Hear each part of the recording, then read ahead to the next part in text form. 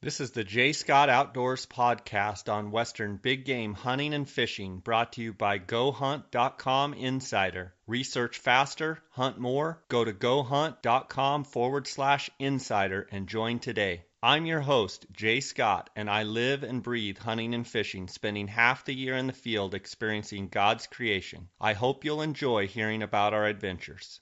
Guys, welcome to the podcast. I'm recording this episode on Wednesday, June 3rd, and the Arizona deadline for deer and sheep, bighorn sheep, is due, I believe, next Tuesday, June 9th. And I'm in a predicament. I've got 14 bonus points for deer, and I've been wanting to hunt the Arizona Strip with a rifle. And the reality is, my chance to hunt the Arizona Strip with a rifle may never come. There's so many people ahead of me with more points, and I'm just going to have to be fortunate to draw this tag for the rifle.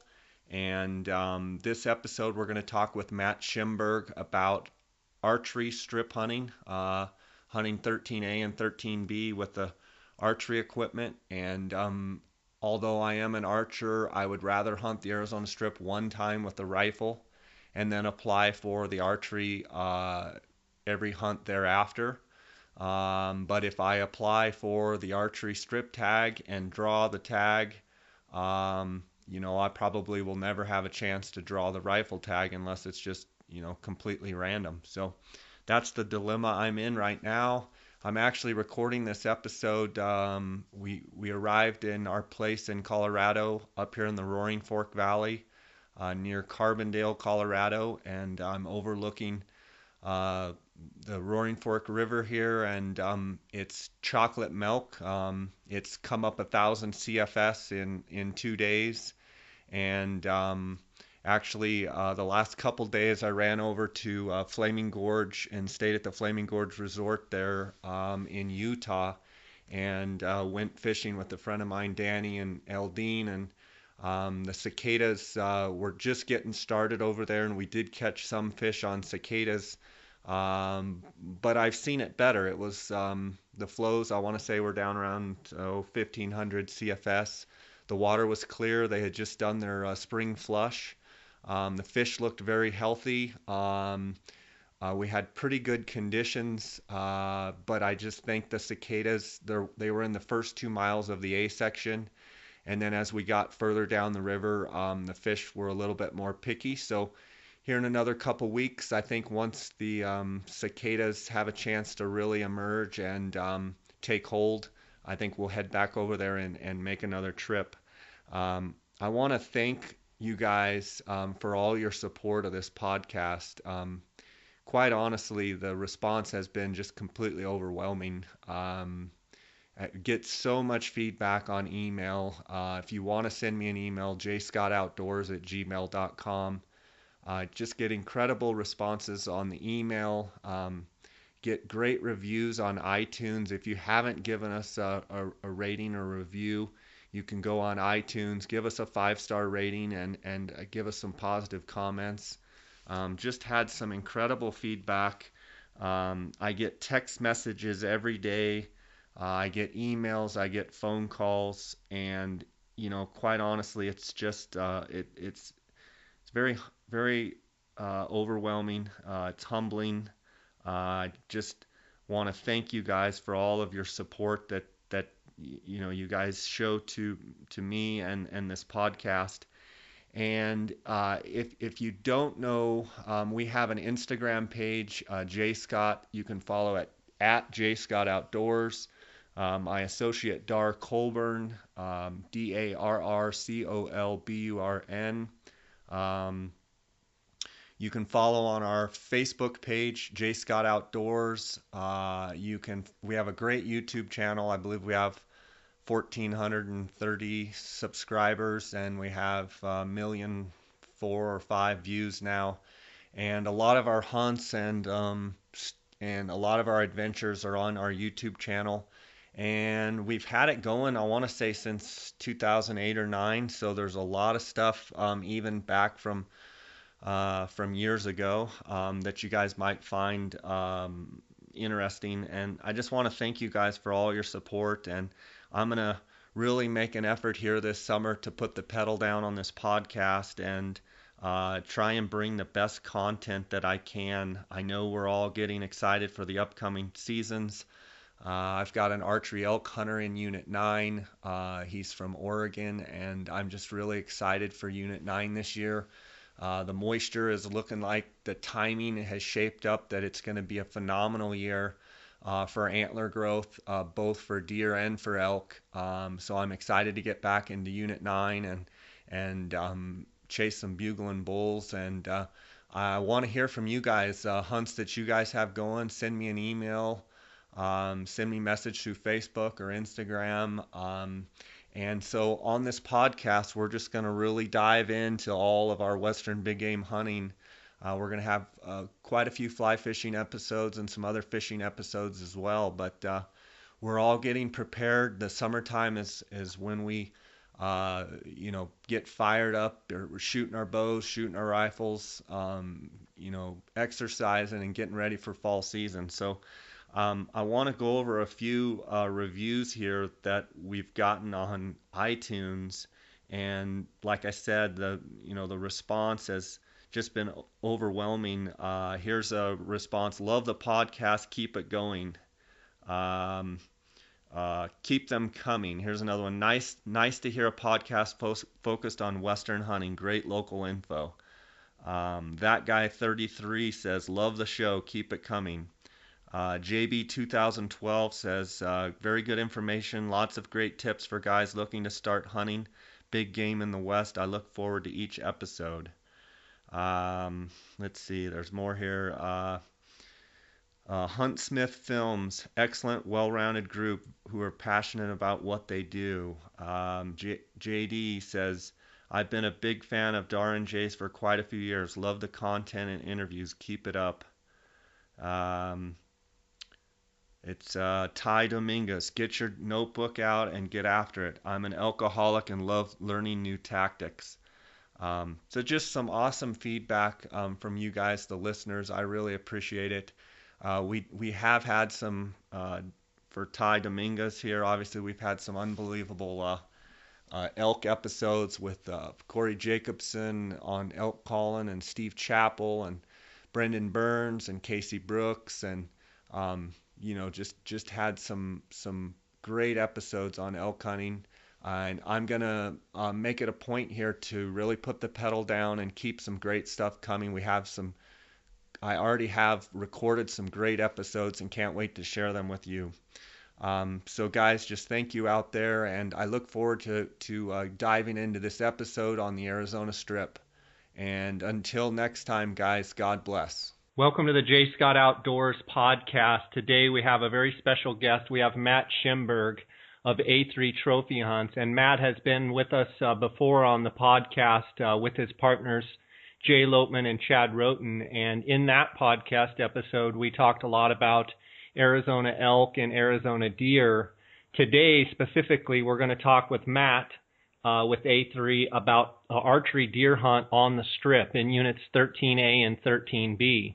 Those are two hunts that I have my eye on. I have 14 points, and I think according to the odds, I have pretty much a guaranteed chance to draw the archery hunt, although I'm probably going to continue to put in for the rifle. It is something that I struggle with looking at. I can't wait to pick Matt's brain today to see what maybe he would do with the 14 points. I have a feeling I know what Matt would do, but let's get into it. Matt, how are you doing today? I'm doing good, Jay. I'm doing good. How are you?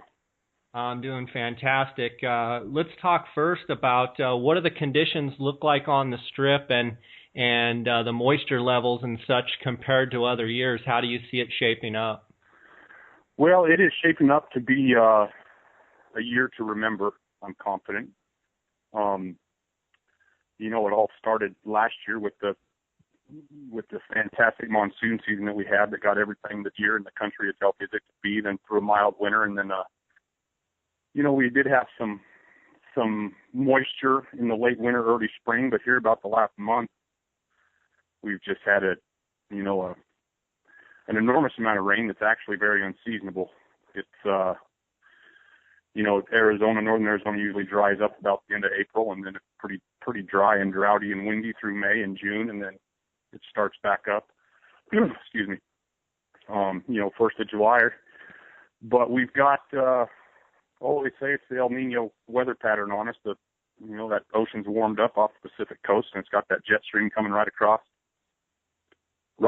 Arizona with a lot of moisture in the air. So we've been having all kinds of thunderstorms, and it's amounted to 3 or 4 rains per week for about the last month across all of that strip country up there, which is really the perfect recipe. And Matt, for those of the listeners that don't really know, Arizona and specifically the Arizona Strip, Arizona in general, the whole state, we rely pretty much on our monsoonal moisture, which we get a ton of our moisture in, like you said, the beginning of July, usually 4th of July through, September. And then really the only other time that we get moisture is kind of in our December, January, February months. And like you right. said, I mean, typically April, May, and June are our driest months.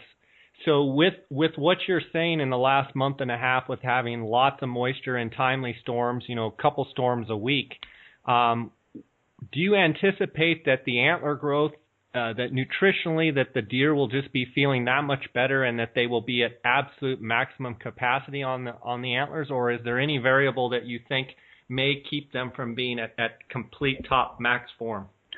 I expect them to be about as close to max form as they can possibly get. I think it's equally as due to the fantastic second half of last year, which I think is just as equally as important as all of the moisture that we're receiving now. Those deer bounced out of the rut almost immediately. They went through a very mild winter with just, the browse was just unbelievable going into last fall. So they came into the spring shedding their horns in good body condition, and then just to have this early green up and this continued moisture that has just brought that green on hard and heavy. I don't see how it can be anything besides as close to as good as it gets as we get out here anyway.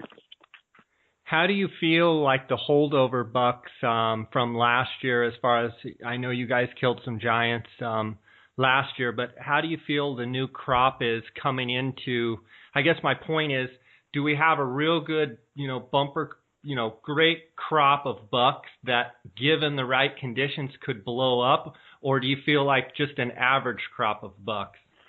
No, I think that the crop of bucks that is coming up is exceptional. We did kill some big bucks last year, but we know of even more bucks that lived. The 13B, aside from 13A, is already in incredible condition as far as young bucks coming up the ladder. There is no shortage of great young deer coming up in 13B. And, combine that with the moisture that we've got, plus the bucks that we already know are big that lived last year, and there's going to be I think a slightly abnormally large number of big deer to choose from, so to speak, this year. That's awesome. Matt, let's talk a little bit about 13A and 13B and some of the differences. If you would first, give me kind of the rough boundaries of 13A so people can kind of have an idea what separates A and B geographically. Yeah, the boundary between A and B is it's basically starting on the north end, the Utah border. It's a big rim they call the Hurricane Rim that's pretty much just runs straight south. That divides 13A and B. It's just a huge elevation change, just like a big step up. It's a big rim, similar to like the Mogollon Rim. That runs straight south, right on down through the middle there. And then that rim will intersect a main dirt road that's called the Mount Trumbull Road.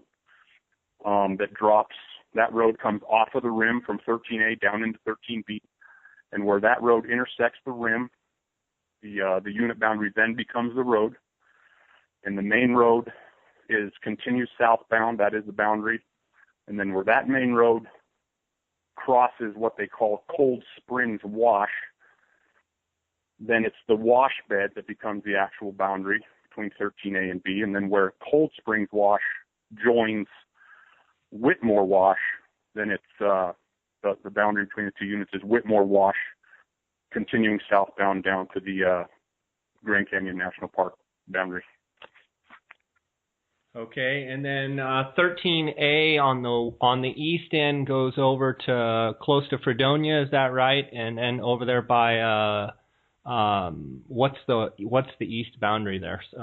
The east boundary is what they call Kanab Creek, which is a drainage that pretty much comes right out of Fredonia more or less, and heads straight south and joins the Grand Canyon, and that's the east side boundary of 13A. And then the west side of 13B is St. George, Utah, and the Virgin River Gorge, and then dropping all the way down to the south there?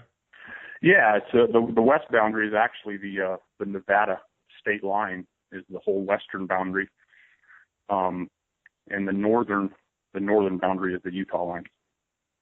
Okay, and Matt, guys that are going to be drawing 13A and 13B, both on the archery and on the rifle, let's say some of the guys that can't afford a guide, what are some of the places that are closest to, gas, food, lodging, etc.? Say, let's start with 13A, maybe talk about some of the entry points there, and then also jump into 13B and give me some of the rough entry points where there may be closest gasoline, closest tire service, that type of thing.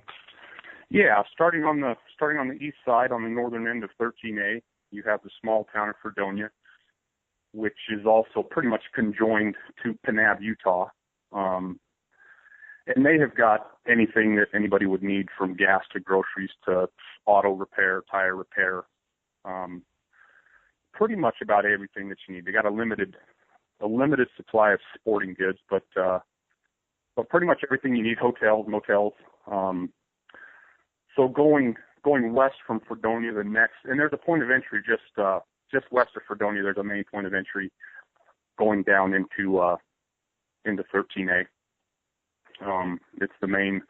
It's actually what they call part of the Mount Trumbull Loop Road, but it's a main dirt road southbound going into 13A. But if you continue on the highway from Fredonia going west, the next town you would come to is Colorado City. Colorado City has got a little bit less than Fredonia, Kanab. They do have groceries, gas, tire, and auto repair, but on a little smaller scale yet. And motels are scarce there. But there's another main point of entry southbound out of Colorado City that shoots you straight down into 13A. Continuing westbound from Colorado City, between there and what they call Hurricane, Utah, there is a couple points of entry there that are not as common. Roads are a little smaller, kind of get you into 13A, still above the Hurricane Rim, and we'll get you into some other parts of 13A and different routes down in there. And then you continuing west from those points of entry, you drop into Hurricane, Utah. And Hurricane, Utah sits just a little ways east of St. George. And St. George is, it's a fairly large town. It's got everything you could ever need, and then some, from Sportsman's Warehouse to Walmart to everything that you could possibly need, you can find there. And you would say St. George, out of all those towns, probably has absolutely the most commercial services there. Yeah, without a doubt. It is. It's a fairly major metro area. Largest city in southern Utah. Yeah, it's got everything that you need. All the main hotel chains are there, motel chains, all the restaurant chains, grocery store chains. All your big box stores, Walmart's, Home Depots, and they've even got a Sportsman's Warehouse. And for the people that draw that tag, give me an idea. For instance, when you go to camp, how many gallons of gas do you typically have in camp or with you in your truck, so to speak? How many tires do you go through a season? I've heard of guys going to the strip before with a 5-gallon gas can and one spare tire, and I just shake my head. Give me some advice from someone like you on numbers of flat tires, what you should expect as far as driving around and what have you. Yeah, it obviously depends on how much country you guys plan on covering. We cover a lot. When I leave town and drive onto the strip, I seldom have less than 40 gallons of gas with me in 5-gallon cans. I don't. And that's on top of your tank being full. You take another 40 gallons minimum with you. Yeah, I do, because I like to go down there and not come back. When I come back, I'm usually headed home. So I like to go down in there for 10 days or 2 weeks at a time, and I like to have my gas in 5-gallon cans. Where we do ride quads a lot. We use side-by-side machines a lot, so I like to be able to take 5 or 10 gallons and put it, strap it to my quad or put it in the back of my side-by-side and be able to haul it around handy that way. And as far as tires go, I really don't suffer from a lot of flat tires up there, mainly because I keep good tires on my truck of varying brands. And when I say good, I mean in good condition. I don't run, I change my tires out before they get to be worrisome or problem causing. And then I really don't drive my truck all that much once I'm down there. Once I'm down there, I'm usually mounted on a quad or a side-by-side, and I do, 90% of anywhere running around this and that on either a quad or a side-by-side. Matt, what unit? Let's compare A and B a little bit. First off, let's talk about the geographic size of each unit and how they compare. Next, let's dive into the bucks, and we're talking specifically about the archery hunt. Compare the 13A and B archery hunt. Right. So geographically, 13B is larger than 13A. 13B is deer habitat from north to south and from east to west. The entire unit holds deer.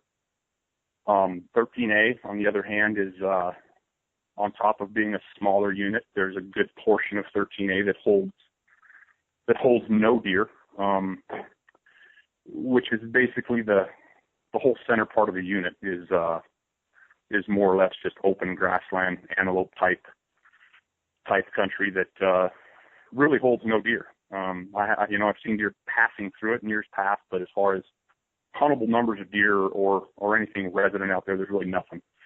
So the deer habitat in 13A is more concentrated.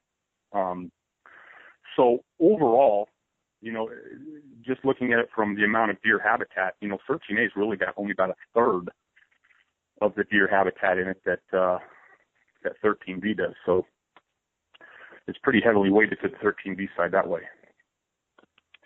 And then, so numbers of deer, I would assume there's quite a bit more in 13B, and then with the numbers of deer, obviously you're going to have more probably big buck than B.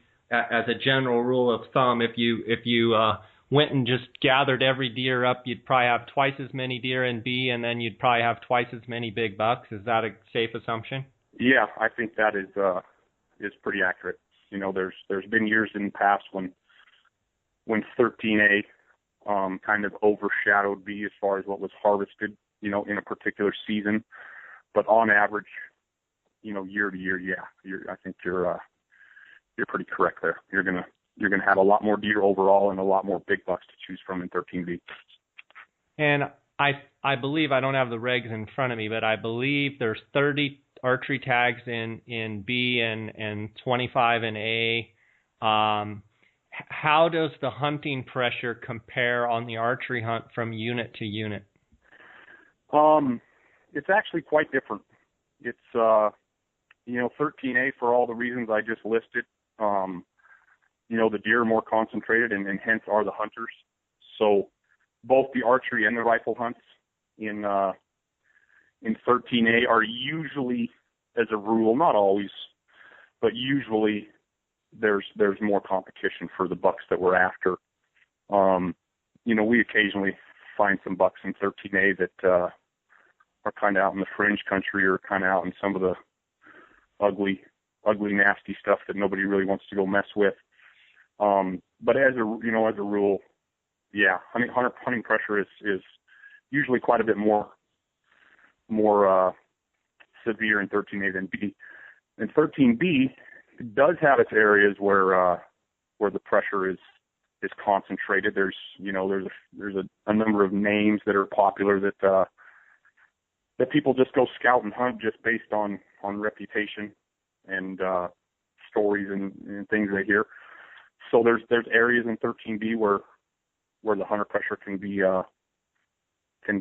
pretty darn severe as well. But there's a lot of country in 13B that a guy can get off and away and find him a big old buck to hunt and in a lot of cases be the only one hunting it, or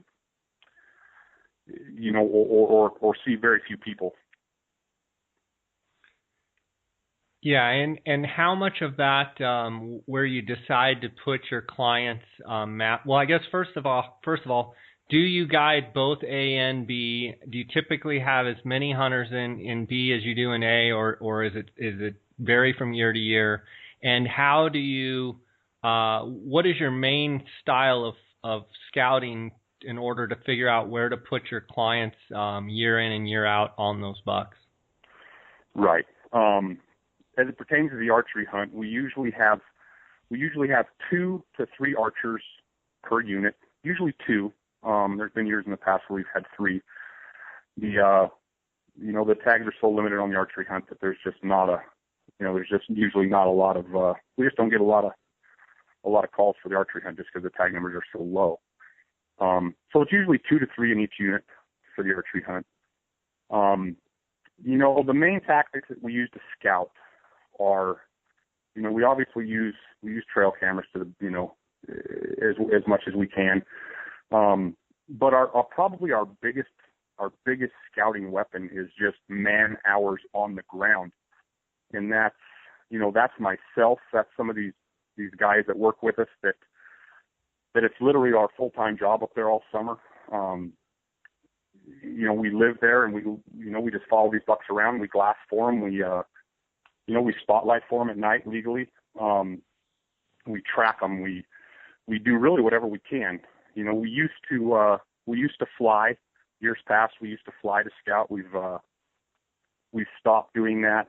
The laws are the game and fish regulations are fairly restrictive now, and then combined with the new elk seasons that they have up there for the little budding elk herd that's going on up there, the windows to fly are greatly reduced, and it's really almost more trouble than it's worth. So that's something that we've kind of given up on. But so our greatest scouting weapon is man days on the ground, which there's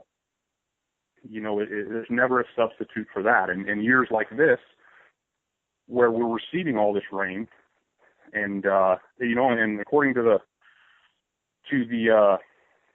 forecast, this rain is going to continue right on through the summer and right on through the fall. They say this El Nino pattern, and if that's the case, I mean, if we go through, if we go all the way through July, August, and it's still raining, 2, 3, 4 times a week, and the country and the feed is so lush and green, and there's pocket water everywhere. I mean, you just as well leave your cameras in the garage, because they're not going to do you. They're going to be almost all but worthless. Most deer just have absolutely no reason to come to established water when the country's got healthy and wet. And, trail cameras will be of little use. So, days on the ground with manpower is our greatest weapon as far as scouting goes. Matt, you brought up something about continuous rain, and I know that one of the biggest challenges with the archery hunts on 13A and 13B is the fact that, if there's pocket water and pothole water all over, they don't have to come to your water sources where your hunters are sitting. In years past, how long does it usually take, because it can be viciously hot during that time of year. Would you say if it stopped raining for a week, I mean, would the deer come right back to the waters, or, 3 days, or what does it usually take to, and I know it depends on the size of the rain and what have you, but a general rule of thumb is, how much does it have to dry out for those deer to get back on their pattern? If it quits raining for a week, in July, August, you'll see those deer start coming back to water. About a week. I think that's pretty accurate, but it doesn't take much of a storm to knock them back off. And a large part of it is the condition of the forage. If the forage, if the rain has been ongoing for a long period of time and the forage is lush and rich with moisture and the mornings are dewy and moist, all those things can keep deer from coming back to water for longer periods of time. So there's some more factors that come into it than just that, but just, as a week of hot, stagnant weather will usually get them deer showing back up. So as a guide and as a hunter, you want it to rain like crazy up until about 10 days before the hunt starts, the archery hunt starts, and then you would just assume if you had a tag or if you were guiding someone, you would just assume it shut off 10 days before the hunt and then it not rain a single drip until the hunt's over with. And in that case, if it dried out, is that archery hunt just off the charts? It has the potential to be off the charts. But here's a funny fact for you is that we have not killed an archery buck off of water since 2011. And, we're very leery of depending on sitting water too much because for one, we've been blessed the last few summers to have really good monsoon seasons and that just, that just shoots all kinds of holes through the water sitting plan, obviously, like we just talked about. But also, a lot of these best bucks and the ones that we want to harvest,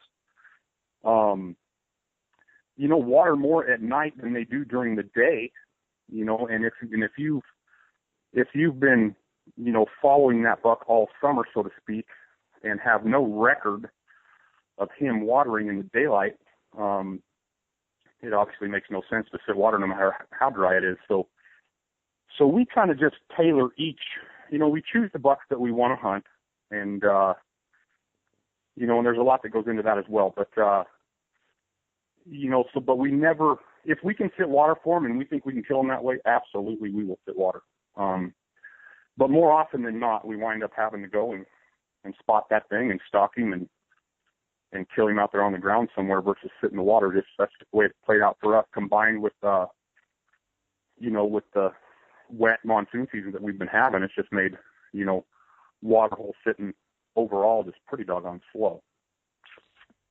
And with that, with water hole sitting being slow and with not having harvested an archery buck since 2011 sitting water, I've heard that the bucks that when they're in velvet and they're out there that they are quite a bit more docile, obviously, than when they go hard antlered.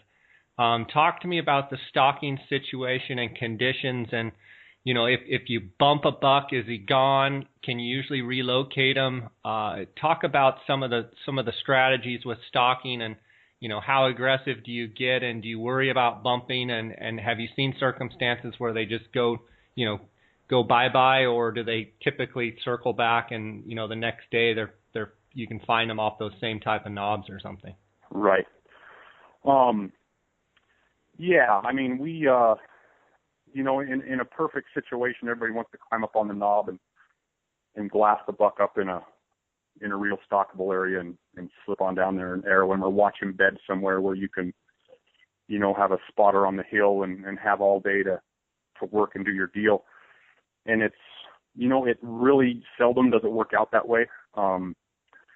Mainly because there's just a lot of thick country on the strip, and those deer, they bed in thick spots where oftentimes you can't watch them all day. So when they hit the cover, they get away from you, so to speak. And so we're pretty doggone aggressive in our stalking tactics. We we get right after them. We don't push situations that are just grossly not in our favor.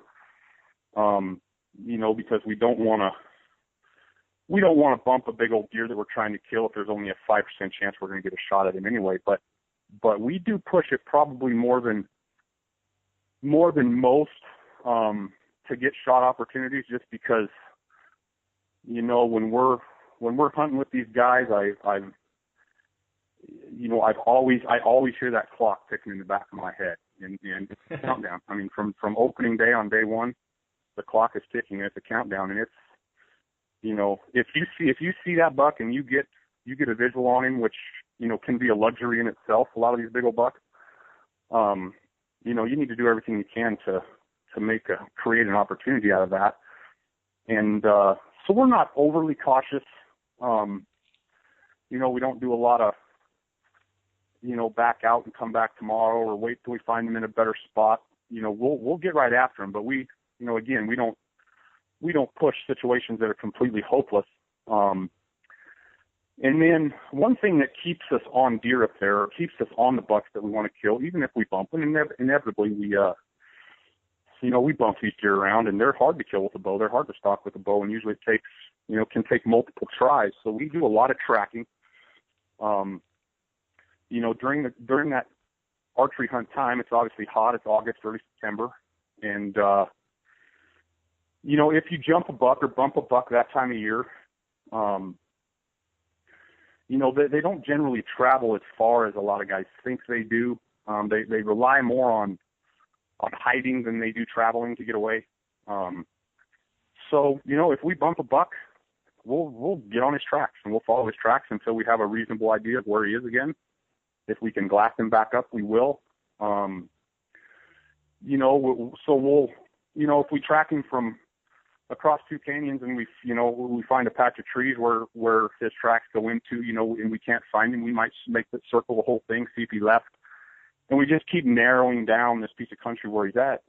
And, it's just kind of the true cat and mouse game. Just, we get after him pretty hard. So as many times as you bump them, they leave just as many tracks, and tracks are a lot bigger key than a lot of guys realize. Sure. Absolutely. That's good stuff. How many guides do you roughly have working for you in the summer? So, someone that's going to book an archery hunt, is it one-on-one, or do they usually have, do you have 2 or 3 guides that are out looking for one guy, or what's usually the ratio? We usually, like we talked earlier, we'll usually have two hunters, sometimes 3. All of our hunts are one-on-one, guided by the same guys that do the scouting through the summer. And then during the hunt time, we usually have a couple of friends or whomever they might be that come up and just kind of assist and glass and help us spot and usually glass, try to get a different angle and help us that way. So all of our hunts are one-on-one with usually a couple of guys kind of floating around helping out. Gotcha. And how many bucks, or let's ask this question, what's the largest buck that you've taken, a client has taken with a bow and arrow under your guide service? Under our guide service, the largest buck that somebody has killed on the archery hunt is 229 and 5/8, and it's a buck that just obviously just missed 230 by fractions. But he was what he was. He was 229 and change. So that's the largest buck we've killed on the archery hunt up there. We killed that buck in 2013, I believe. In A or B? We killed him in B. Killed him in B. And how many bucks over 200 will you know of, say, if things continue the way they are, how many 200 plus inch bucks in A and how many in B, to give me kind of a difference in the 2 units? What would be your ballpark figure on how many 200 plus inch bucks you will know about? Right. Well, it's probably there's going to be some people that are going to blow the whistle on me here, but in 13A, we'll probably know of between 15 and 20 bucks that will gross over 200 this year. This is just my prediction, obviously. Sure. And it's never really a fixed number. It's just what do you go off of with your gut? Yeah. So 15 right. or 20 in A. 15 or 20 in A, and I would not be surprised at all if we're, if we find 35 or 40 bucks that'll gross over 213 B this year. And what do you feel like will be the biggest grossing deer out of either unit? I mean, maybe not even killed. What would you say if you said, hey, guys know about this buck, and I wouldn't surprise me if he went? What's that number?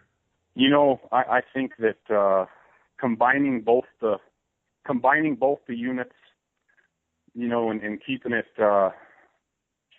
it realistic, I think that there will be a couple of bucks north of 260 this year.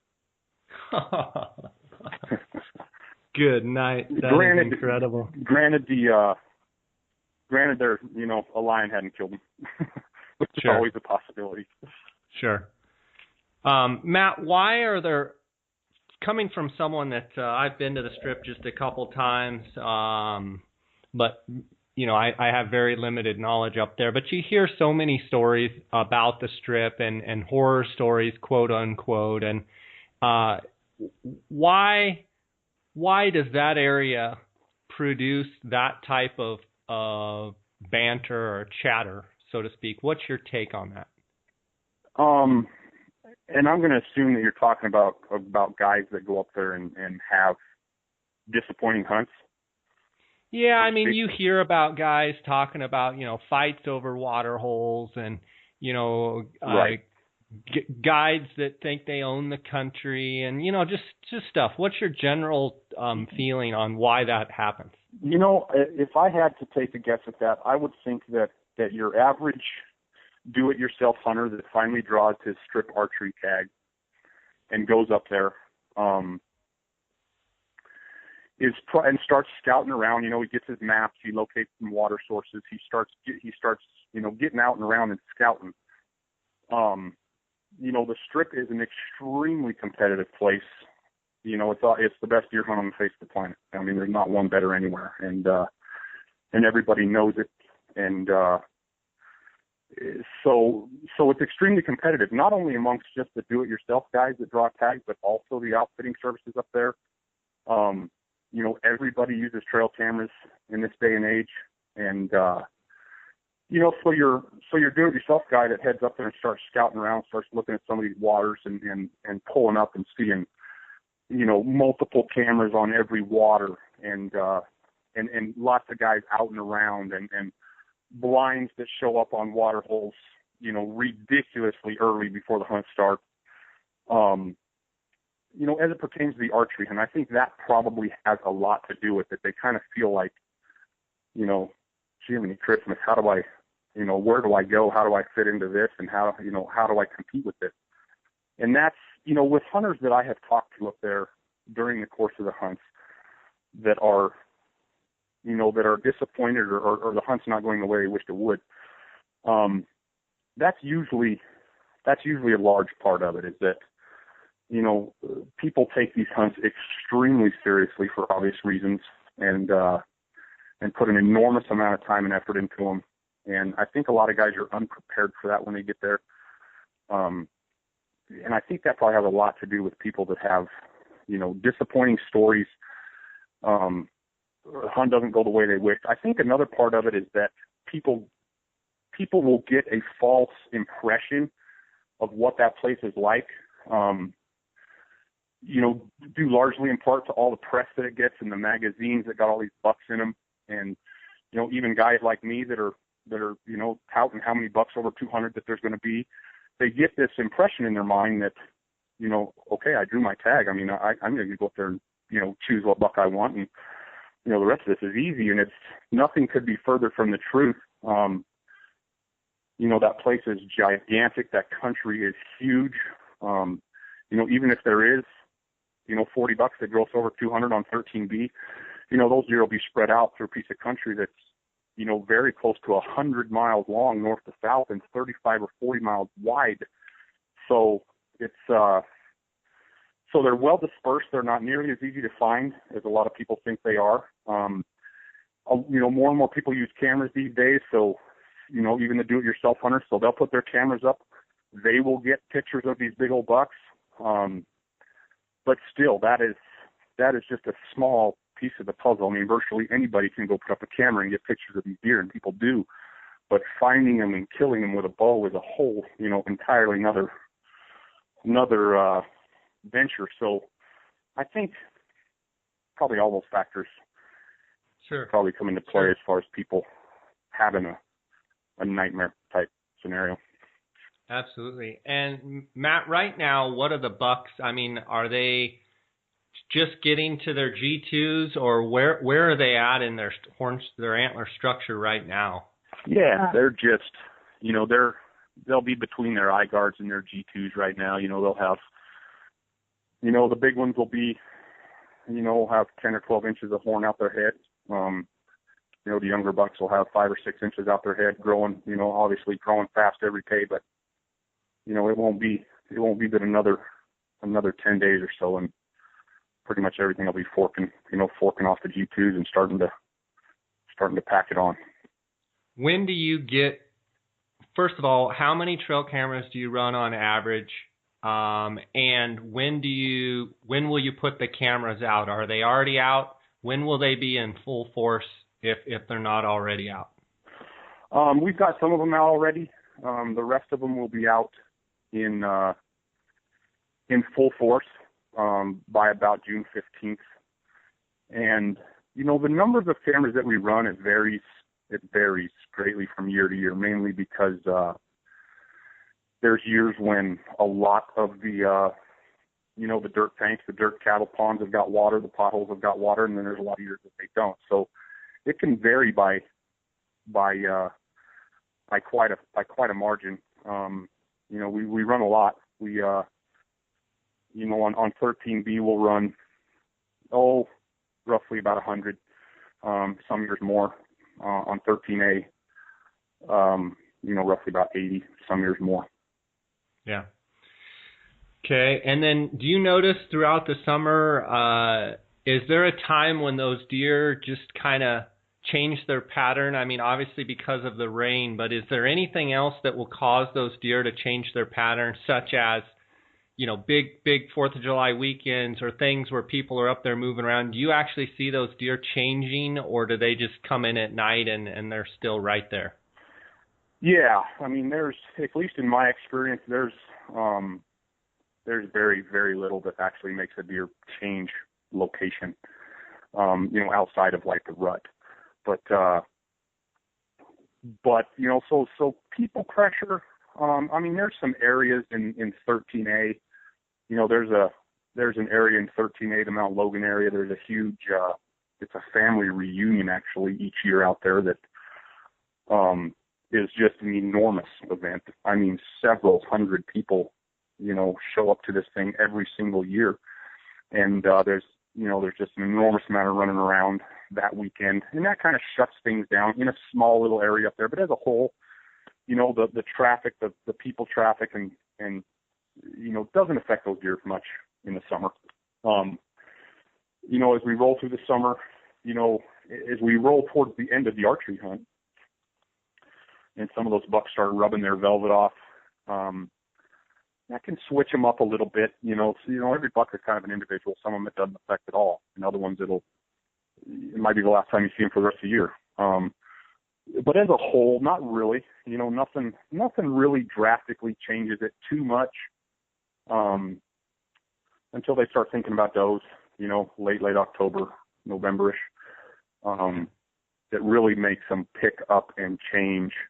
Granted water holes aren't drying up and this and that, but no, they're more or less. If you find them there in July, there's a high probability that buck's going to be, right there, right on through. And during that archery hunt, I mean, what is a common, let's talk about just a common day in A and a common day in B, and let's say that you're in fairly high density area, you're not out on some fringe area buck. deer sightings just out glassing around that time of year in A, and deer sightings in B in just a rough general number? As in like numbers of deer seen per day? Yeah. You know, it varies a lot. I mean, there's areas in 13A where, you know, you get up on the right knob and, you know, you can glass 20 bucks from one knob a morning pretty easily. You know, and then there's places in 13B where, you know, if that's the buck we've chosen to hunt, you know, you may see nothing at all for 3 days and then finally see the buck you're after, you know, on the third or fourth day, or maybe are only able to find him every third, you know, second, third, fourth day, something like that. So it varies. The densities within the unit, the deer densities within the unit vary greatly as well. I mean, there's some higher elevations areas in both A and B that just hold more deer as a rule. Mount Trumbull, Mount Logan, all the top country of 13A there. You know, Black Rock, you know, some areas down south. Black Rock is in the northern end of 13B. Trumbull and Logan are in 13A. The Mount Dellenbaugh area, a little higher elevation.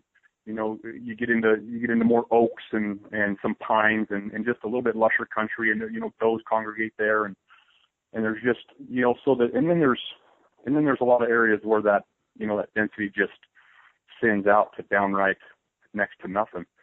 And, you know, which is really at the end of the day where we would really prefer to be is out there where it's tough and it's discouraging to a lot of people, which, not that I want people to be discouraged, but, you know, tough hunting conditions usually means less pressure, and that's just works in our favor. So. Sure, absolutely. And some of these bucks, you know, let's say these bucks that are over 200 inches, that time of year, I mean, will they ever be by themselves, or will they usually be with 4 or 5 other bucks? What is the common theme with say a 220, 230 buck? Will he always have a buddy or two, or what's the common there? You know, I would say more often than not they'll have a buddy or two with them. You know, what we've seen a lot with these biggest bucks is that a lot of them will have one younger buck with them. Seems to be kind of something to that. You know, somebody else might laugh at that idea, but that's just what I witnessed. You know, is that a lot of these big top end bucks, you know, oftentimes they'll just have one younger buck with them, and that's it. And that changes, you know, as deer use the same water, you know, in the night, they might gang up for a day, or you know, they might leave the water and be together for a day and bed once together for a day. But eventually that older buck, in our experience, is going to kind of go and do what he wants and where he wants to go, where he feels safe, and he usually drags along, you know, some youngster that's interested in learning how to stay alive, probably. But they're seldom, you know, that time of year, you know, more often than not, they've got some company then versus just being completely alone. Okay, 2 more questions for you. One, I kind of started out at the beginning of the episode saying I have 14 points. I know there's other people in my shoes. That's 4 off a max. I think I would be guaranteed an archery tag. If you were me with 14 points, would you be applying for the guaranteed archery tag? And let's also say that I would have the entire time to hunt. Would you do that, or would you continue to go after the rifle tag? That is a very easy answer for me, and okay. And that would be without question. If I were you, that was the question. I would apply for the archery hunt, no doubt about it. And for one of the reasons that you listed, and that's that the season is long, and you extended period of time, which is obviously a huge advantage. And then couple that with the time of year when these bucks are fairly patternable, or at least as patternable as they get in that country. We talked earlier, you know, if you find them in July, you know, odds are very high they're going to be right there through the archery hunt, and you know, they're not going to wander off, go look for does. They might, you know, they can get difficult to find, but they're seldom do they leave. And then also, you know, somebody like yourself who would obviously put everything they had into the hunt with the scouting and the shooting of your bow and, you know, the quality of your equipment and your physical fitness, all those things that play in. You know, somebody like yourself, that's the odds are very, very high that over the course of that hunt, you're gonna kill a big old deer. Versus the rifle hunt where, you know, don't get me wrong, still the best rifle hunt on the face of the planet. But there's, you know, for guys that can shoot their bows and will practice and will take the time, I think the odds of targeting a specific buck and staying with him and killing that buck are probably quite a bit higher on the archery hunt than they are the rifle hunt. Well, that you were pretty decisive and pretty clear, and you didn't have to think about it very long, and I can appreciate that. I've got a lot of thinking to do between now and when the draw is due here, June 10th. And I want to end on, you spoke briefly about the rifle hunt. You talked about targeting an archery buck and being able to pattern a buck. Talk to me a little bit about how you think the rifle hunt is going to be this year in B and in A. And do you believe that it will be, when it's all said and done, do you believe it'll be one of the greatest rifle, as far as bucks being harvested, do you think it'll be one of the greatest years ever? I do. I feel the potential for it to be one of the greatest years, at least in recent history, are as high this year, you know, as they're gonna get, or that they can get. You know, for the two main reasons: not only the moisture this year, but the moisture last year, as well as the inventory that we know is out there and still alive and is going to be, you know, taking advantage of all this rain that we've had. I do think the potential is there to have just an unbelievable year that we remember for a long, long time. You know, 13B is obviously going to overshadow 13A just purely from a numbers standpoint. But 13A, if people have kind of kept track of the, you know, of that country from year to year and what's been killed, you know, 13A had a year that will always be remembered in 2010. By the end of day 2, by the end of the second day of the hunt, of the rifle hunt in 13A, there had been 10 bucks over 220 killed in 13A. A number of them over 240, or a number of them over 230, and a couple of them over 240. But since then, and 2011 was pretty doggone good. We had a pretty good year in 13A in 2011. But since then, it's been rough in 13A. I mean, the age class has been, you know, diminished, you know, pretty good. We've had some, you know, below average antler growth years in there. But 2012 was horrendous for antler growth, especially on A. But it's been kind of coming back, and then these monsoon seasons that we've been having that get everything healthy, you know, keeps their body conditions coming through the winter good, combined with, you know, there's just last year, you know, the last few years in 13A, a lot of the bucks have just lived on through for this reason or that, a missed shot or couldn't find it when it mattered or whatever it was. But a lot of the bucks have lived through in 13A. And so 13A is going to have the best year that it's had easily since 2011. You know, we'll know here shortly, another month or so, exactly how good it's going to be. But, you know, years like this, when that feed is so good and those deer have been so healthy for so long, we're usually always surprised. You know, even though our expectations we have great expectations, you know, usually on years like this, we're even surprised even more at how good it is. So, you know, 13A is going to have a good year. It might have just a downright, you know, exceptional year. I don't think it'll be another 2010 in 13A, but it's definitely coming up. And 13B is really,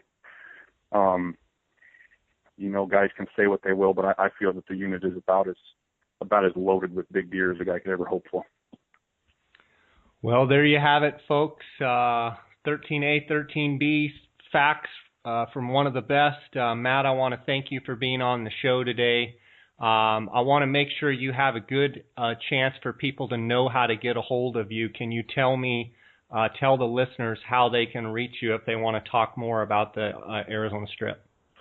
Yeah, they can reach us through our website, which is a3trophyhunts.com. They can email us at a3trophyhunts@gmail.com. They can call me at area code 928-713-9575. My partners Jay and Chad's phone numbers are also listed on the website. So we're easy to find. We've got the Facebook thing going on. We're kind of out there, and we're as available as we can make it. So yeah, we're happy to talk to anybody anytime about hunting that place. We love it, and yeah, we look forward to talking to anyone. Awesome, Matt. I want to thank you for being on, and I want to wish you the best. And I'd like to check in with you later this summer and just get keep tabs and see how things are going. And I appreciate you being a supporter of the podcast, and just want to commend you on the work that you've done with all the big bucks that you guys have killed, and lots of happy clients, and you guys do a great job. And kudos to you on that, and thanks for coming on and sharing an hour with us, and I just appreciate it. Well, thank you very much, Jay. We appreciate the opportunity to come on the podcast, and we're happy to do it anytime, and we can't thank you enough, and we wish you the best this season as well. All right, buddy. Sounds good. I probably won't be able to sleep after all of what you told me, but I've got a lot of thinking to do, and look forward to seeing what you guys dredge up this year, and best of luck to you, and we'll be chatting at you, okay? Yes, sir. Sounds good, Jay. Thanks. All right. Take care. Okay. Bye. Bye. Thanks for listening to the J. Scott Outdoors Western Big Game Hunting and Fishing Podcast, brought to you by GoHunt.com Insider. Research faster, hunt more. Go to GoHunt.com/insider and join today.